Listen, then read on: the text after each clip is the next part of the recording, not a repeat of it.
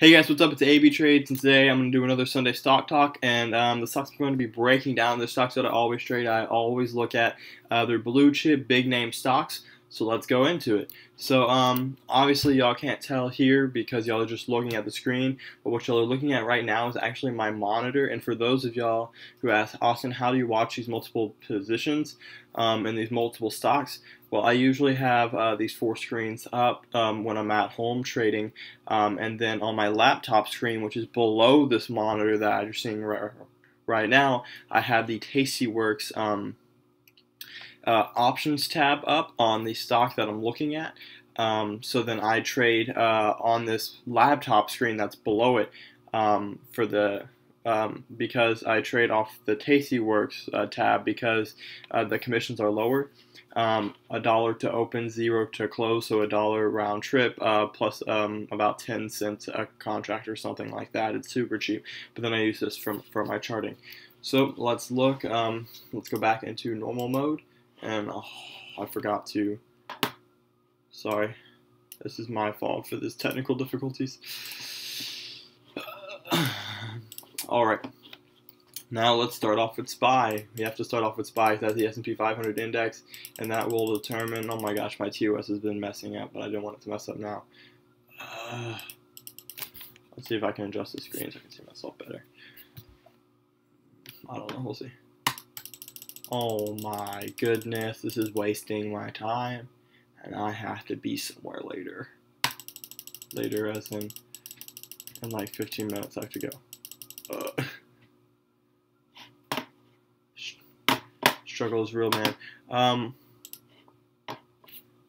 If this does not want to work, I have the next best option. Alright. Oh, dang it. I can't do full screen without my face not showing. So we're going to make this the best we can here. Alrighty. Alright. First one, SPY.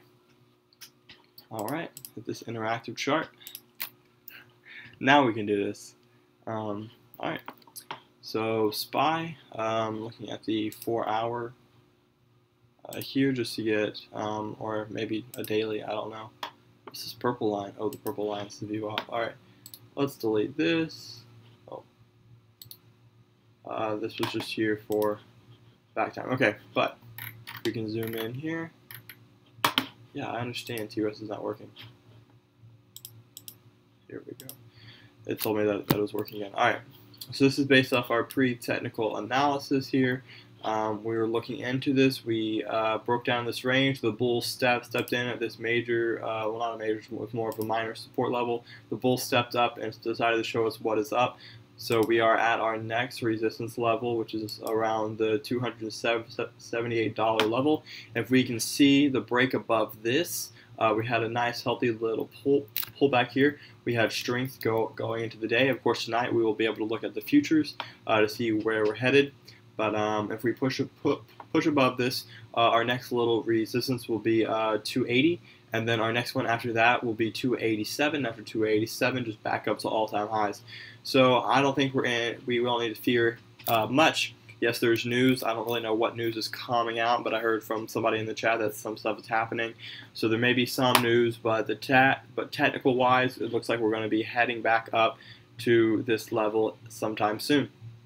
Yeah, so nothing much about that. EWS is what I called out last time. Let's see. I called out, I want to say around here, where I said, hey guys, we're looking for this to drop to around the 32 level, or this level here. Yeah, the 3250 level. And it looks like we dropped all the way down to there this past week, and then we bounced up. Would have been a nice put and call play depending on how you played it. So yeah, so again, look, we're seeing this bounce. I can see it move back up to this level here, the 37 level, and ranging in between here. No big plays on there. Exxon is not doing much either. And now we're going to move to Tesla, which has been the biggest mover, the greatest mover of this past week, I believe. So Tesla is now sitting at the 320 level, expecting a pullback down to this 300 support, and then back to the 340. So this is one option. The next option is just a continuation up. So we can either see a push up or a push down with the bounce. So let's look for that in this upcoming week. Netflix having another healthy pullback, and it's definitely near this consolidation level. And then we had this confirmation of this bouncing off this level, so we can see this pushing up to this previous high and either breaking above that, or we can hit this high, bounce back down, bounce up. So those are a few options that we're looking for on Netflix. Lulu, this was just a stock that like gapped up so much that we had to focus on it. It was trading range bound, and it still is. So we're going to see what that has to offer exactly in the coming days. We don't really know. I can't say. I really think this is overextended, but you know the market tells us if we're right or wrong. Facebook was very interesting, as you can tell by these long wicks. So we had this triangle breakout from here, and then exactly like I mentioned, so obviously around here was Sunday of last week, and I mentioned that we can see a pullback down to the 185 level, or a pullback here and then bounce up. So we actually just shot straight down to this 185 level, like previously mentioned. So how am I going to draw this here? Well, I'm going to think that this week we're looking to push up here and then back down and then back up. That's one option. Or we're just going to trade range bound here, but only time will tell. Micron, we have again nice range bound, but we're starting to form these these higher lows here. So obviously, I can see this bouncing in between this range here, like this, and then break out, or we can just break straight out. We shall see. Aflac, we're still setting up for this triangle pattern. We're getting here close to the breakout. I would like to see abnormally high volume, so volume about this high. You can see that volume here is normal, but volume about this high on a breakout above this price level to confirm the breakout. Apple, I had a few people asking about this going into the week, but we had a triangle breakout multi-day. We ran up. Why did we run up? Because look, if we measure this, come on, this is about a 3% move here.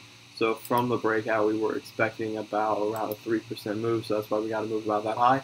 Then we had this drop down for unknown reasons. It has to be something related to news because we don't have a gap down like that.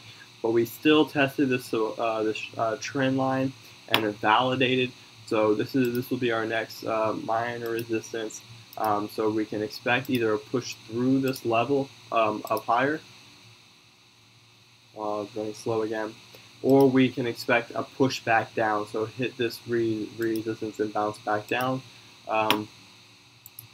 NVIDIA. Don't make me do this. Yeah, okay. So we're going to go to NVIDIA. So I forgot what I mentioned last week, but we broke above the high here and the high here. So we had a nice doji form on the what is this, the 4-hour chart? No, the 1-day chart, a doji, so it's indicative of a reversal. So we're reversing back down, but we're still making the higher lows here. So we're holding this trend line here. It's a little steep. I would expect the trend line to drop and for it to come and bounce around this 250 level before continuing back up. That's just a healthy pullback level. You see how when we ran up and we pulled back, and I expect this run up to pull back around the 250 and then bounce back up. That's just what I'm looking for NVIDIA. What else did I need? Flash one to cover. Baidu, just another great moving stock. It just up and down, very volatile. The option contracts are semi-liquid, so it's not bad. We have this run up again. I would like to see this pullback to this level because this is where we had consolidation in the past year before continuing back up. So that's just what I'm looking at. Again, I trade this intraday, so I don't really care what happens long term. I'm just looking for some movement intraday. So I hope that makes sense. I hope y'all found something that y'all can trade, something useful for my technical analysis, and enjoy the rest of y'all Sunday.